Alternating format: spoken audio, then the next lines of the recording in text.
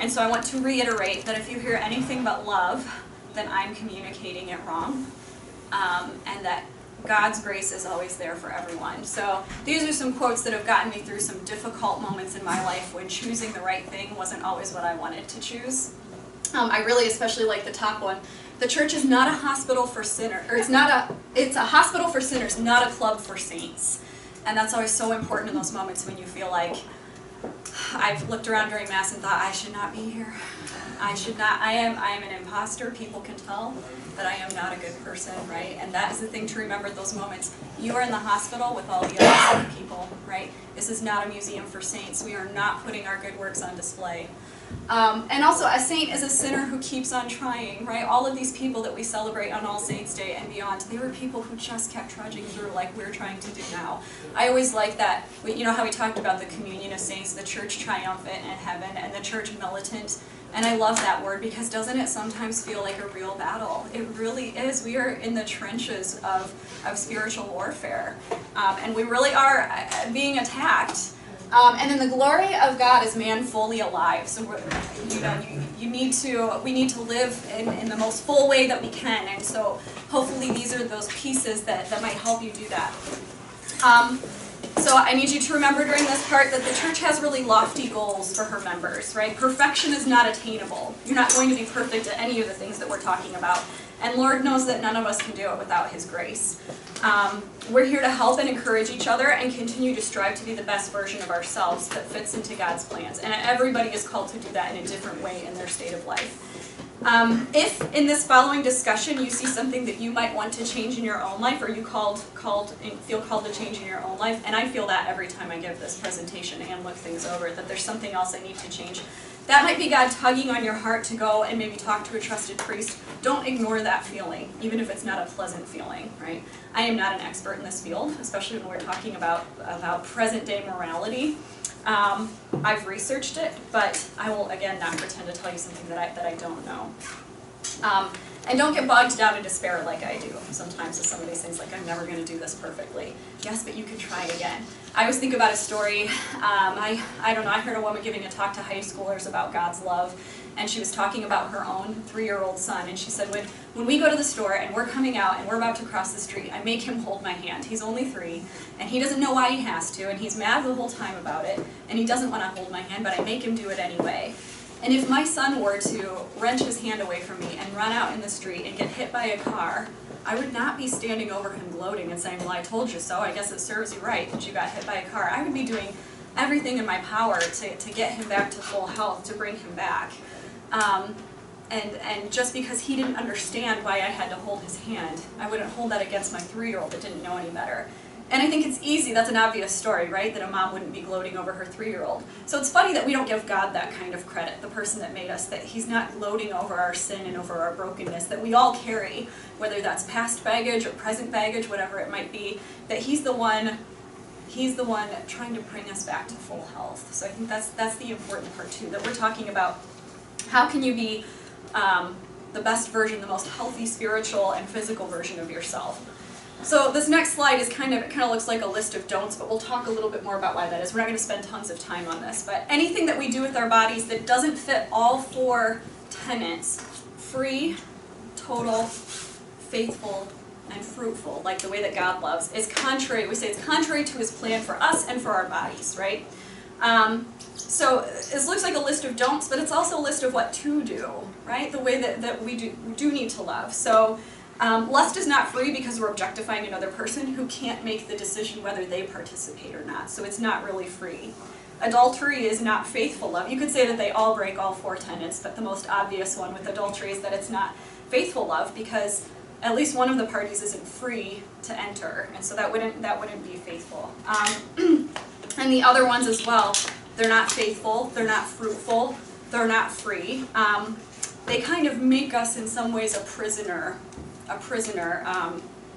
in our bodies. And so it goes back to that whole, God is trying to steer us away from things that are naturally wrong for us. And remember that the church interprets what they see as God's teachings based on how our bodies work. So we're talking about, again, the church doesn't teach it. The church teaches it because it's a reality. It doesn't become a reality because the church teaches it. And so the rules are there for our protection, just like the rules about not crossing the street without holding a hand when you're 3. And our bodies are beautiful and they're glorious, and these things will degrade our bodies. Maybe it doesn't seem like it, but over time that will happen.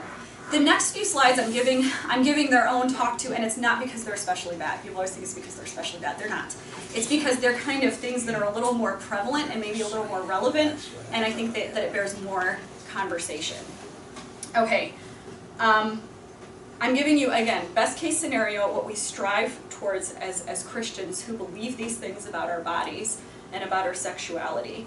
And so the church teaches that sex really only finds meaning through the marriage vows. In fact, if you get married in the Catholic Church and then later you're going for an annulment, if you can prove that the marital act in the bedroom never happened, it's very easy to get your marriage annulled, because that is a necessary part of marriage. Because every time you do that, you are restating your marriage vows. You're restating, this is my body, given up for you, freely, total, faithful, fruitful. That's what you're saying with your body, even if your mouth isn't saying it. So doing it before the vows, as Christopher West says, that your body is speaking a lie, because you can't promise something that you haven't promised ahead of time.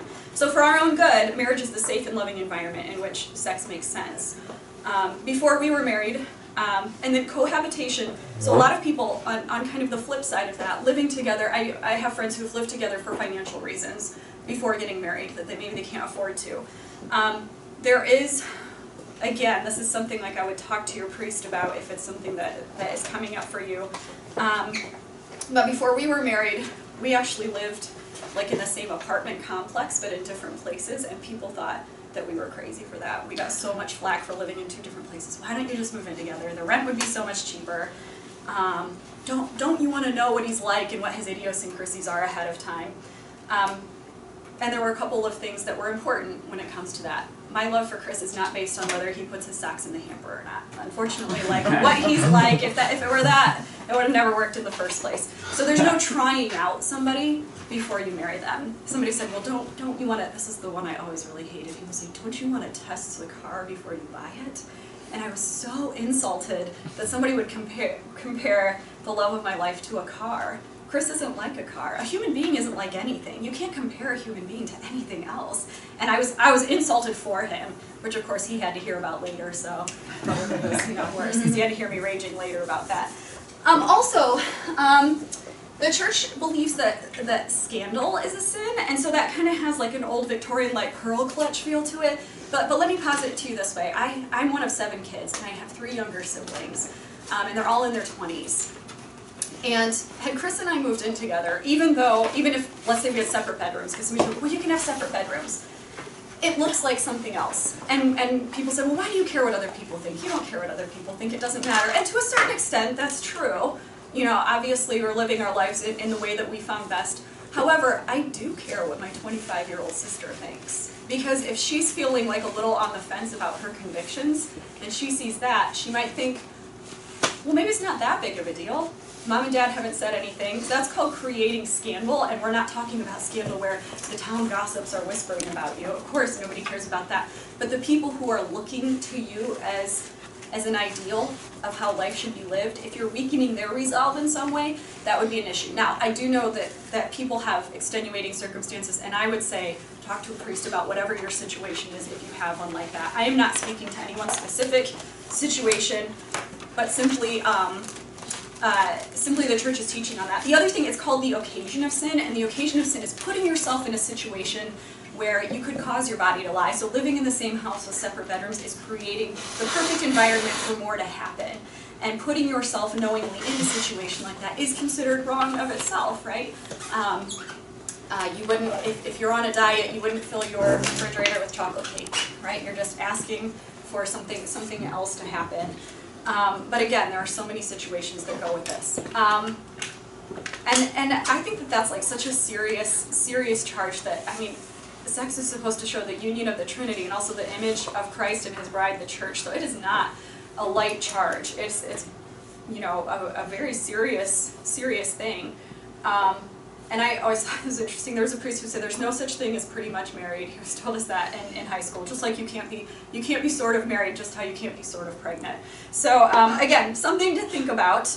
I think that this teaching is really empowering to women and children. I really do, because even though on first appearance it seems really kind of old school, as a lot of my friends complained when we were engaged, there's less of a chance, of course, that women will be used and discarded as objects of pleasure within marriage. There are no mind games that accompany the modern dating world if one is waiting for marriage. I never had to worry about what the guys I was dating were there for, because we found out pretty quickly. We figured that out once they heard what the posit was. There were no games. It does make it much simpler in a lot of ways. And then children who are born into those unions have two parents that have committed in some way. Of course, you know, again, we are broken people. Things happen anyway. Even within a marriage, there's no perfect marriage. But I do think that it carries some, you know, some definite protections for women and children especially. This is always a hard one for me to talk about, because this is a population of people that I feel so compassionate for, and it's so difficult.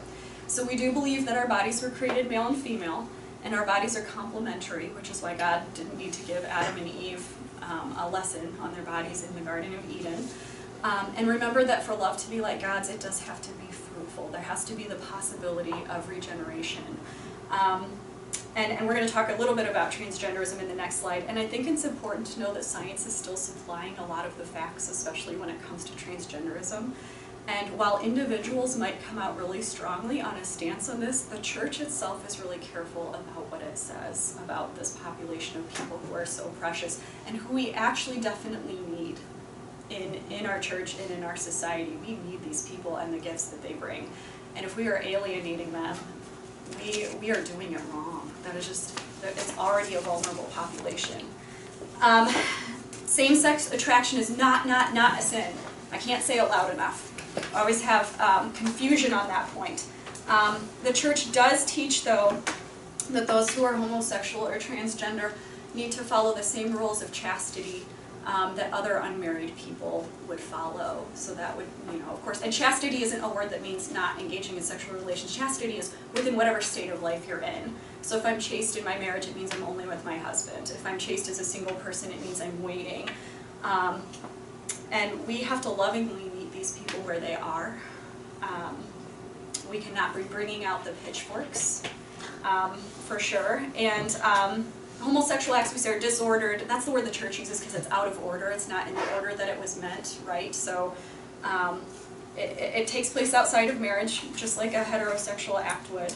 I always think it's important to remember, and with anything, that we are not the sum of our sexuality. We are not just our sexuality. We are a person beyond that. So to ever relegate someone to simply their sexual preference is wrong. That's wrong to do. That is a sin on the part of the person who is doing that judging. If you have maybe family members or close friends who are, I know I have a really dear friend who is a lesbian, and a really good read, it's just a short article, it's called Always Our Children. It's a statement from the Bishop's Committee on Marriage and Family.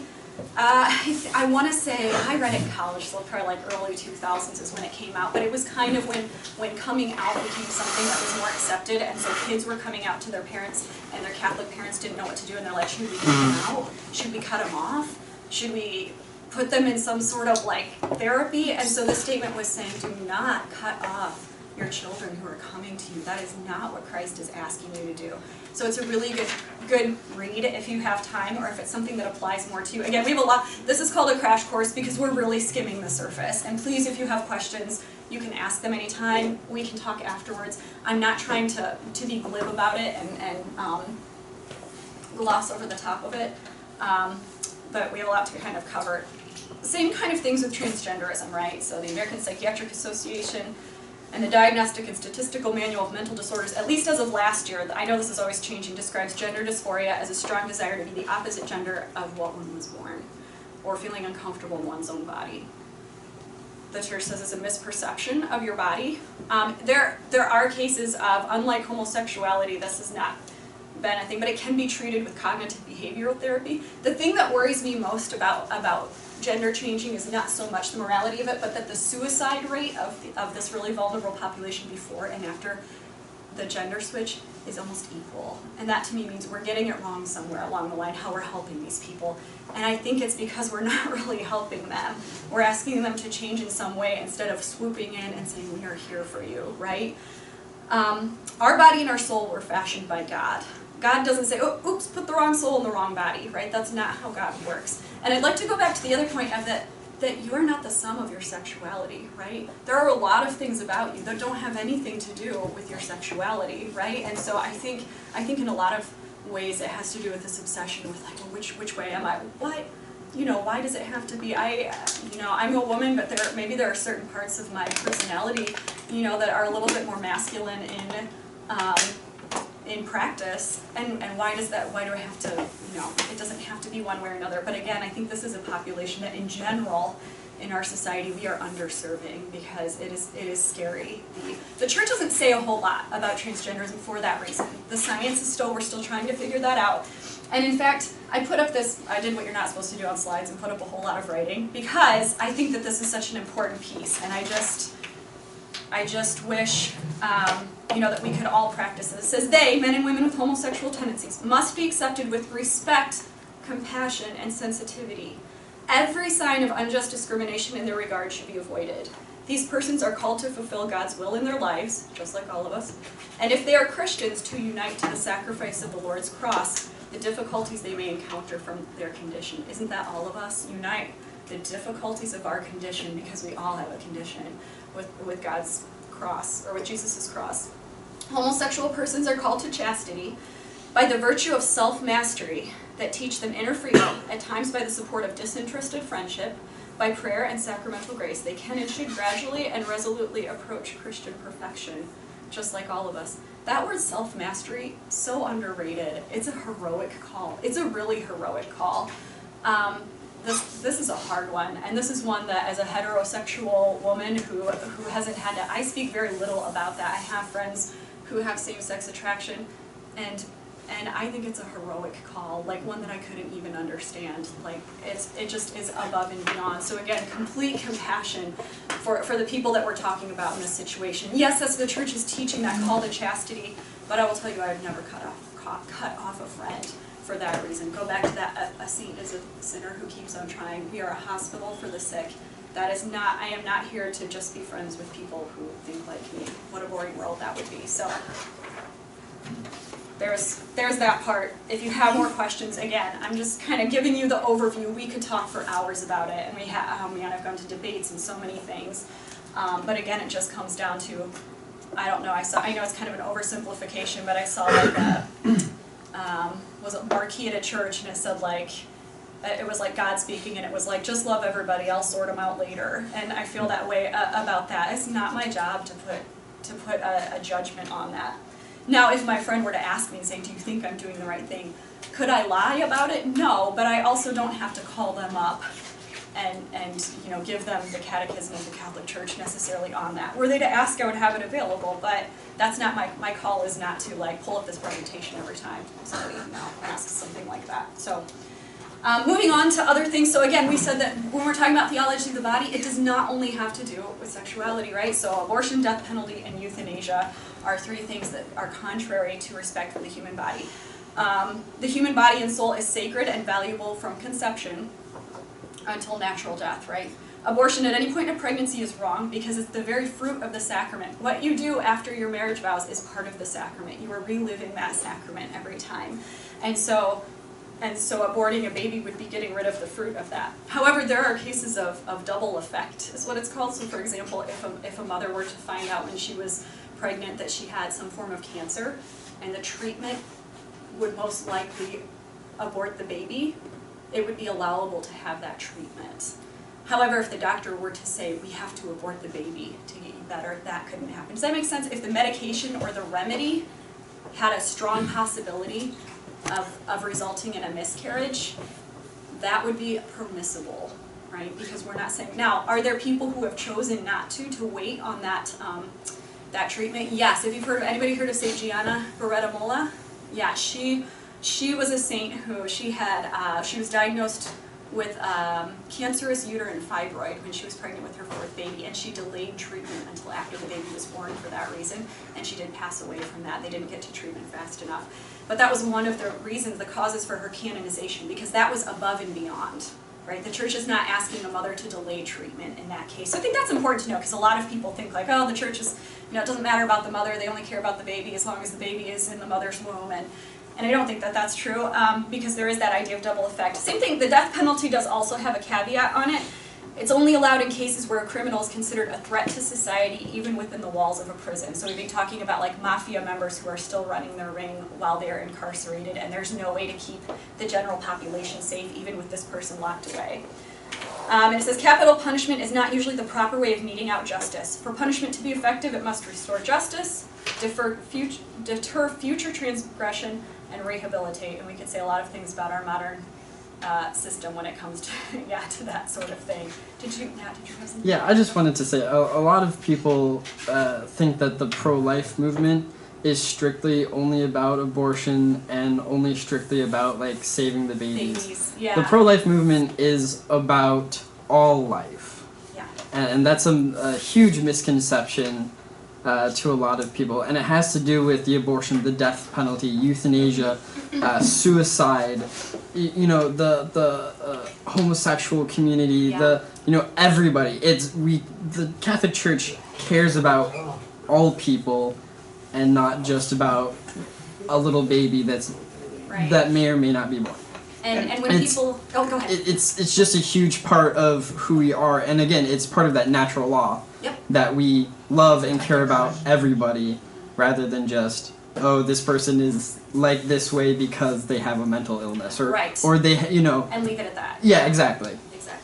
So it's a huge part of who we are as a Catholic Church, and a huge part of who we are as humanity as well. And when I hear people say that, what I'm hearing is, I need to do a better job of communicating that, because the problem is not yours if you feel that way, it's mine that I haven't communicated that all life is precious, not just that. Jamila, did you have something to say? And the pro-life movement is also about caring for those lives once they're born. So that encompasses homelessness and poverty and food insufficiency and all of that as well. So it's seamless. It's a seamless garment. Absolutely.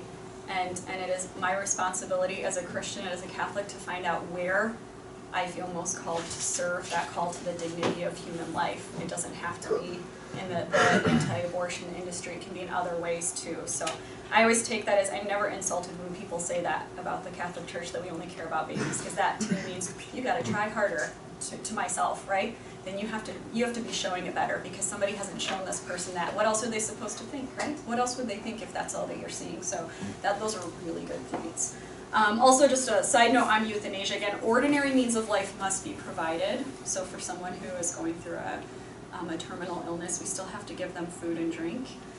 But extraordinary means like resuscitation or life support do not have to be given. Again, that would be extraordinary means. As a former hospice volunteer, it's important to know, though, that during the process of death, the body naturally stops wanting food and water, and the church recognizes that we are not withholding, that we are just not forcing. Absolutely. And if you find yourself in those situations, as we all do, making end-of-life decisions, there are priests will walk with you through that in a very non-judgmental. It is not their job to be there to make it harder for you in one of the hardest times. And watching my grandpa just recently had hospice called in, and I can't imagine what that'd be like to feel like I didn't have that support of, okay, we're gonna have to make some decisions for him, and so that's a really vulnerable time. And I would definitely recommend find someone, a priest that you feel like you can talk to that will listen to what it is that you have to say. That's important.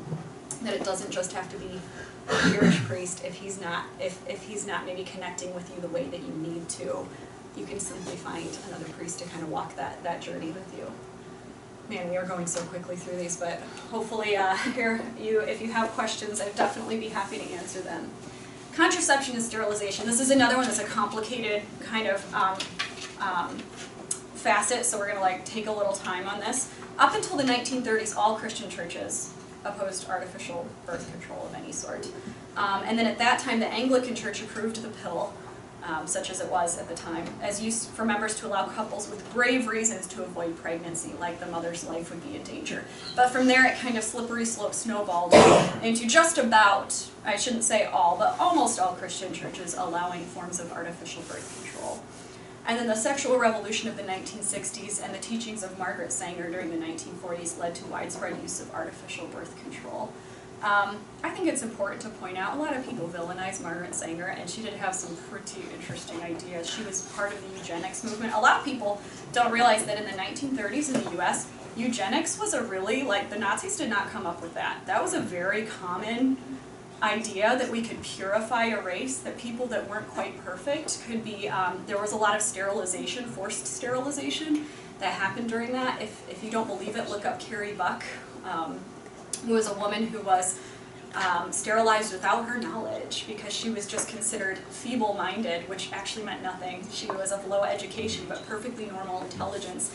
And so that was, I think that we villainize, we kind of use Margaret Sanger, who was the founder of Planned Parenthood, as kind of our scapegoat for all of this. But if you also look at Margaret Sanger's background, her mother died in childbirth after having baby after baby. I think she was maybe on baby number 10, and her body was giving out. And I would say again, that was a failure of society to protect those weakest members. Am I holding up Margaret Sanger as an example? No, she had a lot of ideas that were very dangerous and did cause a lot of damage. But do you see what happens when people who have this information don't fill the void in the correct way and offer help? How that void will be filled by anything. And now we got an awful mess on our hands. And it started with things like this. Women were dying, having their 8th, 9th, 10th, 11th, 12th, 13th, 14th baby, and nobody was doing anything about it. That was a woman's problem, right? That wasn't a thing for anyone else. So I think that's an important thing to kind of put in there, that yes, Margaret Sanger did a lot of damage as far as dignity for human life. I won't deny that. But I also don't know what I would have done if I'd watched my mom just slowly decline baby after baby, unable to, not having help, not having the right resources. But I think it's important, again, to go back to kind of in modern day, that love carries a weighty responsibility. And one of those responsibilities that were given to Adam and Eve in the garden was fruitfulness, right? To be fruitful and multiply. And the marital act and renewing your wedding vows carries the implication that I hold nothing back from my spouse, including, up to and including my fertility. Contraception or sterilization would take away the total and the fruitful part of loving as God loves, right? I can't say to my spouse, I love you with everything I am, except that, right? We'll get more into this too if those statements concern you about what your options are. We'll talk about that too. So the church does teach, to get to the nitty-gritty of it, that mechanical or hormonal or chemical birth control, they teach against it for a lot of reasons. Many hormonal treatments are an abortifacient, or can be. Both the pill and the IUD do a couple of things to prevent pregnancy, but one of the last-ditch things that they would do, because they're hormonal, is that should the egg be fertilized, it would flush out with kind of like a spontaneous miscarriage, which we would call it an abortion, the fertilized egg. And so many women who have been on hormonal birth control for a while don't even know, they may not even know that they've had several, what we would say are technically abortions, because basically the pill or the IUD ensures that the uterine lining, which is where an embryo would need to attach to grow, that everything is fleshed out with a woman's normal cycle. And so the woman wouldn't even necessarily know if it was just that the sperm and egg didn't meet that month, or if that everything is just being fleshed out, so to speak. So, and I have many friends that it makes me sad that a doctor has never explained that to them. They don't even know that, right? They haven't even been told that. There are other ways that the pill and the IUD like make sure that the sperm and the egg don't meet. But that is one way, and we would say that as Catholics who believe in the dignity of life from conception, which would be that meeting, until natural death, that's a problem, right? That we should see a problem with that. And a lot of hormonal birth controls cause clotting. They can cause a lot of health issues, a lot of chronic health issues. I have a lot of friends that have had a lot of side effects, and some people say, well, that's rare. I would posit, as being a woman and having talked to a lot of other women, that it is not rare to have very serious medical side effects from some of the hormonal some of the hormonal ways. A lot of the pills that you can take are also known carcinogens or include known carcinogens. I would say I've had friends who say, well, what am I supposed to tell my husband? And I said, you can tell him that if he really loves you, he wouldn't make you take a carcinogen, so to speak. You know, if you're going to get right down to hard brass tacks. But I find that, you know, a lot of times that's not even a conversation. They don't even have to go there with the conversation. I think especially with our society moving towards maybe being less about taking medication, being a little more like natural path about things, that this becomes a more logical argument than it may have been even like 10, 15 years ago, that those just aren't things we want to have in our bodies. The other problem that I see is that use of different forms of birth control have also led to the use and abuse of many women because there's a way to take care of an unwanted pregnancy. As if it were just a side effect, an illness that you get because of sex, right? Sex is a weighty thing. It's not a little thing. And the possibility, not probability, but the possibility of a child with every act reminds couples of what a serious thing it is that they are saying with their bodies, that every single time it is a serious thing, right? It is serious. You can't say, I love you, but. And so that means that any sort of barrier, so we're talking about more mechanical barriers towards the possibility of life, works against the fruitful and total nature of love as well. If you want to read more about this, if this is something you want to know more about, there's some papal encyclicals, which are basically letters written by popes, long documents written by popes. I'm not going to even try to pronounce the Latin, but I'd be happy to give you this information later. A lot of those are very philosophically dense, so be prepared. But a lot of times you can find scholars' breakdown of that to make it a little bit more consumable in that case. And then on the opposite side of that, it's just so difficult because, of course, then there are a lot of people, sometimes as a result of the birth control they've been on for years, that conception is a difficulty. And conception with IVF and artificial insemination, the issue that the church takes with this is that it doesn't take place during the reenactment of the sacrament of the wedding vows. And that the sexual and procreative acts cannot and should not be separated. We cannot separate sex from creating a baby and put them in two different places. As with anything, it comes with side effects. This commodifies the birth of children.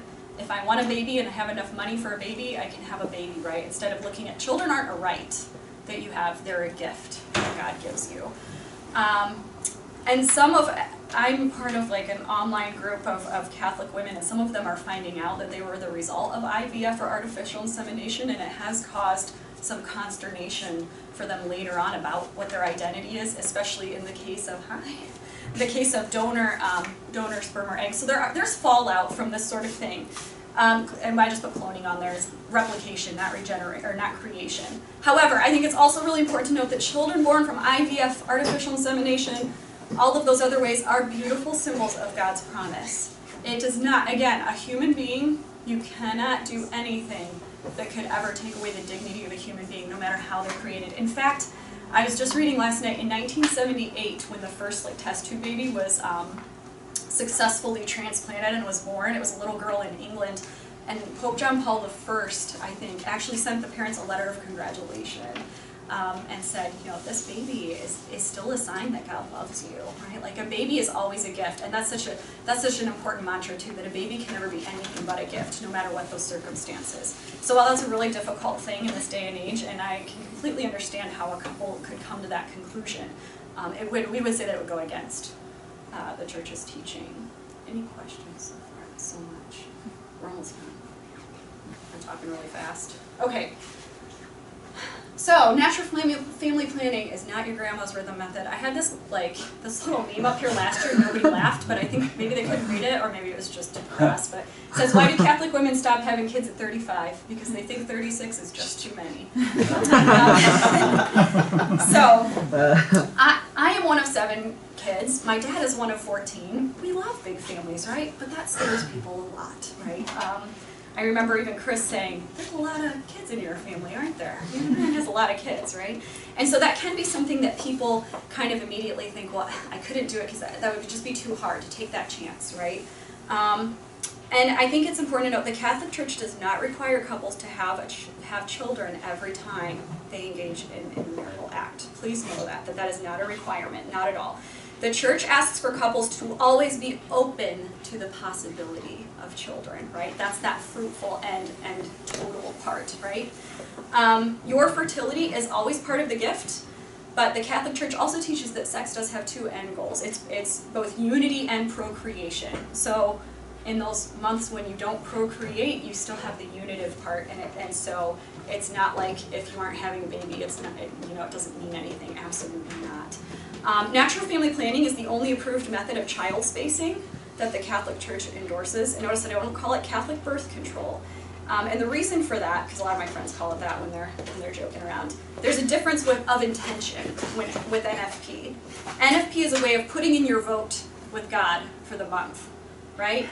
If you don't feel that it's the time to conceive a child, but you don't use an artificial barrier, in effect, the final decision is still God's, right? We're still leaving it open.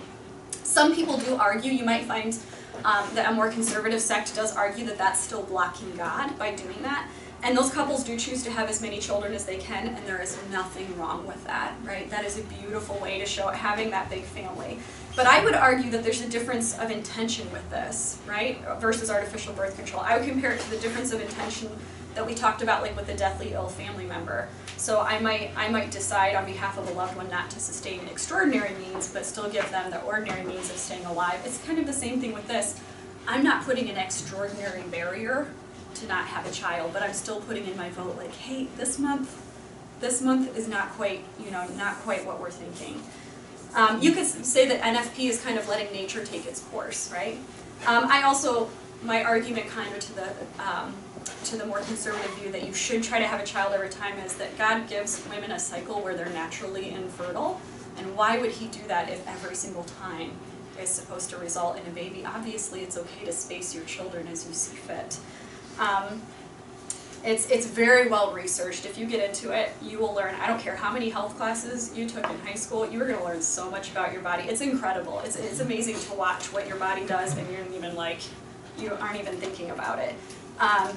Depending on which, there are many different methods you can choose that have been researched in different ways, but all by medical doctors. And it usually has to do with charting basal body temperature, because that changes depending on where you are in your cycle, cervical signs, and mucus. It's 99% accurate if you're following the rules for that. I have friends who say, well, it didn't work for me, but you have to follow the science that's behind it. It's medically safe, low cost. There's an initial cost to maybe take a class, but then nothing. You're very aware of your health. I have friends who found out about several medical conditions that they had because things started to get a little bit wacky with their charting. And I think that's the amazing thing. They've caught things so quickly because of it. It's environmentally healthy. It can be immediately reversed, so the next month you can change your mind. And there is only a 5% divorce rate in couples that use this method. I think a lot of that has to do because there's constant communication about that. If you are interested in this and you would like more information, I can point you in the right direction. You really need to have a teaching couple. The natural family planning, they're usually very careful about who they let teach it, people who have gone through the training, usually a married couple who has a few kids and can kind of show you the ropes. It really breaks my heart when I have friends tell me that they had a bad experience with it during their marriage prep, because I think unfortunately a lot of times it can come off as a holier than thou thing. You're like, well, if you're a real Catholic, you'll do this, and that immediately turns off people who are kind of on the fence, or to negate somebody's fear, like real fear about a thing that they've never heard about. That really like grinds my gears. I tend to jump down people's throats when they turn it into kind of like, well, that's wrong, and you should be doing it. We don't deal like that, right? This is like only compassion. If you found a teaching couple that like doesn't work for you for that, then it's your prerogative to find another one. We did an online class, which I'm not sure I would recommend because you can't ask the online teachers questions. Like, it's just a video, and so there was a lot of charting and crying. So I would say like try to find like an actual couple that you can ask questions to. But there are many different methods that chart in different ways, so you can kind of find what works for you. So I just think that that's a really important thing that I want to point out. And it's true that there are, if you talk to maybe some of the older couples who are teaching couples, yeah, go ahead. They will tell you that it is an effective method. It's a not your grandma's rhythm method, because I don't know if you've ever heard like like maybe older couples talk about the rhythm method was based on a counting system. And so, okay, this many days into your cycle, now you're infertile. Well, we know that everybody is different. And so that counting method was based on like the average woman, which who in here is like the average woman? And so for most women, it was like smack dab when it would be, you know, I know a couple who were like, well, we did the rhythm method, and they had like 5 babies accidentally on the rhythm method, which there's nothing, I mean, it was beautiful, right? But if you are looking for reliability, a lot of people have a lot of fear because they've heard like maybe their grandparents' stories about it, or their parents' experiences with it, or that one friend that their mom had that this happened. But there is a lot of reliability, and there is a lot of security in it. And I don't think that's something that's communicated, because what you want is security with that as well. And you actually do have a lot of, you know what's going on with your body. It's a really, I found it to be really empowering. And I was somebody who went in knowing that I wanted to do it, but also with a really bad attitude about it. So it was like, yes, a very bad attitude. So, and I was won over by that as well. Go ahead, Janelyn, I'm sorry. This is also a beautiful gift if you are trying to conceive. Absolutely. And you're not able to conceive.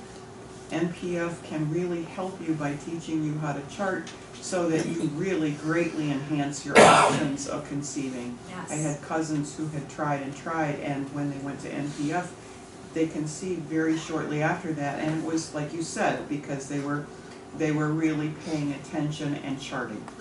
Right, and everybody's different with that. It's kind of like budgeting, you know, Yeah. if you don't really keep track of how much you're spending, you're probably not going to be real successful in a budget. Yeah, Same kind of a thing. And there are doctors, I found, like personally as a woman, there are doctors that appreciate those charts when you go in, because they can kind of interpret like something is off here, something is, because your temperature changes with your hormones fluctuation. And it's amazing. I just think it's amazing. I remember being like, my body is just doing this, and I'm just like living my life, and it's just happening. Like, and it's crazy. And then you have like a month where you're stressed out, and your chart is weird, and you know exactly what your body is reading, like what's going on in your life. It's actually, it's incredible. Is it difficult? Yeah, I'm not going to lie and say that it's always like roses and butterflies, because I think that's unrealistic. But I don't think any time that we're talking about planning a family, and I'm sure those of you who are already parents can speak to this, that things don't always go to plan anyway, no matter what it is that you're talking about with your kids or with your family. And that's that part of leaving God in the equation and letting Him decide. But you've put in your vote, like a yes or a no for this month, what you would like. Just like we do in prayer. We're putting in our vote, but ultimately it's up to God with everything. I think, and also the church teaches what's called responsible parenthood, right? So children are a gift, and the decision to have or to not have children is a very, obviously, most of us in here know, a very personal decision, right? One that is for the couple to decide. The church does teach that given serious reasons, a couple may decide not to have children at a given time, and usually those are put under finances, health, or mental health reasons. There are other reasons too. Those are just the overarching. These are all my nieces and nephews, by the way. I don't like to use like card stock pictures. Those are all my nieces and nephews. So the church teaches that, you know, even unplanned children or planned children teach us, and I'm not a parent, but I'm a teacher, so I can say they definitely teach you virtue, patience, and self-sacrifice. They require that. And isn't that what all of this has been about? All of this theology of the body is about virtue, patience, and self-sacrifice, no matter what state of life that you're in. They are an outward sign of a marriage covenant and a reminder of God's promises, right? Of those two, the wedding feast of the Lamb, and also of the Trinity. And they're a reminder to the world that mommy and daddy love each other, right? They're a symbol of love. And I would posit that it only follows that as part of the body of Christ, we should be supporting young couples and unmarried mothers who have chosen to give life to their children, right? Because that's how the church is living on, right? Is in those new members. And children are always a gift, no matter what, because humans are a gift, because our bodies are a gift. So my kind of final thought as I wrap up here is that if you got nothing else from today, that every life is willed by God. We believe that there are no accidental lives. Even if the circumstances are not what we would wish, God wills every person into being. He loves every person into being. Every life is precious.